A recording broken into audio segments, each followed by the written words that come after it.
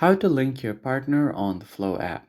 If you're looking to link your partner on the Flo app, the first thing you do is head over to Play Store and then simply search for the Flo app on the search bar. Hit enter.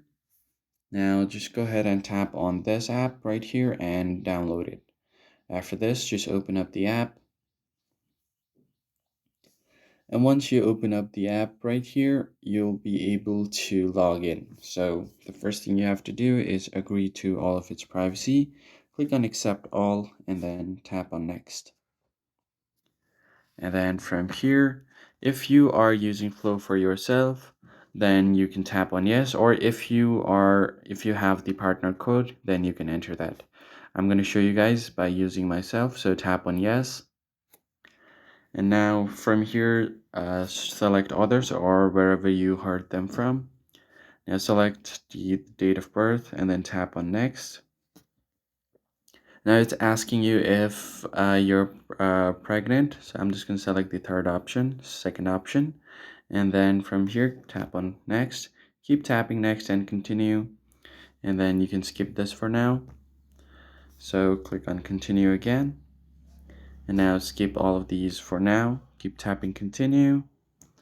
I'm just gonna skip all of these for now to get straight into the code. Now here you're gonna have to tap on I don't remember, or if you remember, select when was your last period. Now tap on next and then keep on skip anyway. So I'm skipping this now so I can get straight to the code. So now once you reach the end of the bar here, you're gonna be getting a personalized experience on the app after you have entered all of your information. Now tap on next. And here you can tap and hold on the logo. So keep holding and then you should be good to go. Alright, now once you have created your profile, you just have to tap on the partner option at the bottom right corner. And then click on link your partner.